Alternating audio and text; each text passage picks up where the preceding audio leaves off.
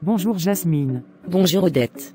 Être perfectible, est-ce la nature de l'homme? Qu'est-ce qui caractérise l'humanité? Est-ce une nature particulière qu'une enquête objective, quantitative aussi bien que qualitative, permettrait de déterminer? Ou bien est-ce au contraire l'absence d'une identité fixée à l'avance, laissant place à une perfectibilité infinie de l'homme? L'homme n'est-il alors originairement rien, comme le dit Fichte?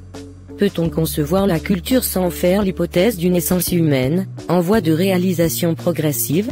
Tout animal a des idées puisqu'il a des sens, il combine même ses idées jusqu'à un certain point, et l'homme ne diffère à cet égard de la bête que du plus au moins. Quelques philosophes ont même avancé qu'il y a plus de différence de tel homme à tel homme que de tel homme à telle bête. Ce n'est donc pas tant l'entendement qui fait parmi les animaux la distinction spécifique de l'homme que sa qualité d'agent libre. La nature commande à tout animal, et la bête obéit. L'homme éprouve la même impression, mais il se reconnaît libre d'acquiescer, ou de résister, et c'est surtout dans la conscience de cette liberté que se montre la spiritualité de son âme. Car la physique explique en quelque manière le mécanisme des sens et la formation des idées, mais dans la puissance de vouloir ou plutôt de choisir, et dans le sentiment de cette puissance on ne trouve que des actes purement spirituels, dont on n'explique rien par les lois de la mécanique.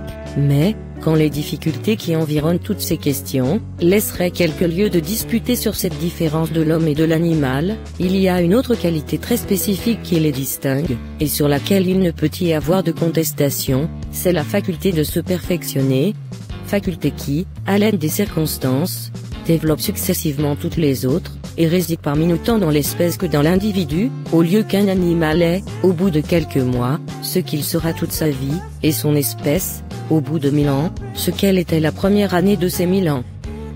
Pourquoi l'homme seul est-il sujet à devenir imbécile? N'est ce point qu'il retourne ainsi dans son état primitif, et que, tandis que la bête, qui n'a rien acquis et qui n'a rien non plus à perdre, reste toujours avec son instinct. L'homme reperdant par la vieillesse ou d'autres accidents tout ce que sa perfectibilité lui avait fait acquérir, retombe ainsi plus bas que la bête même. Il serait triste pour nous d'être forcés de convenir, que cette faculté distinctive, et presque illimitée, est la source de tous les malheurs de l'homme, que c'est elle qui le tire, à force de temps, de cette condition originaire, dans laquelle il coulerait des jours tranquilles et innocents, que c'est elle, qui faisant éclore avec les siècles ses lumières et ses erreurs, ses vices et ses vertus, le rend à la longue le tyran de lui-même et de la nature. Il serait affreux d'être obligé de louer comme un être bienfaisant celui qui le premier suggéra à l'habitant des rives de l'Orénoque l'usage de ces ais qu'il applique sur les tentes de ses enfants, et qui leur assure du moins une partie de leur imbécilité, et de leur bonheur originel.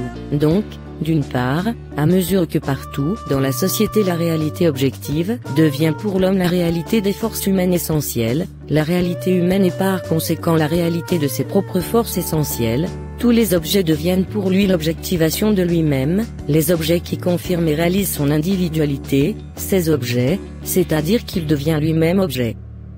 De quelle manière ils deviennent siens, cela dépend de la nature de l'objet et de la nature de la force essentielle, qui correspond à celle-ci, car c'est précisément la détermination de ce rapport, qui constitue le mode particulier, réel, d'affirmation.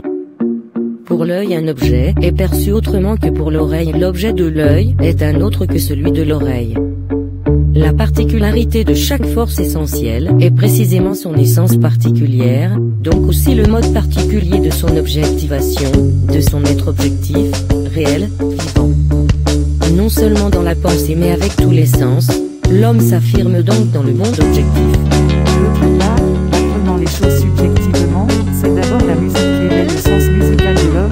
Pour l'oreille qui n'est pas musicienne, la musique la plus belle n'a aucun sens, elle n'est pas un objet, car mon objet ne peut être que la confirmation d'une de mes forces essentielles, il ne peut donc être pour moi que telle que ma force essentielle est pour soi en tant que faculté subjective, car le sens d'un objet pour moi, il n'a de signification que pour un sens qui lui correspond, s'étend exactement aussi loin que s'étend mon sens. Voilà pourquoi les sens de l'homme social sont autres que ceux de l'homme non social. C'est seulement grâce à la richesse déployée objectivement de l'essence humaine que la richesse de la faculté subjective de sentir de l'homme est tout d'abord soit développée, soit produite, puis l'homme devient musicien, qu'un homme perçoit la beauté de l'effort, bref que les sens deviennent capables de l'essence humaine, deviennent des sens qui s'affirment comme des forces essentielles de l'homme, car non seulement les cinq sens, mais aussi les sens spirituels, les sens pratiques, de l'envie, amour, etc. En un mot le sens humain, l'humanité des sens, ne se forme que grâce à l'existence de leur objet, à la nature humanisée. La formation des cinq sens est le travail de toute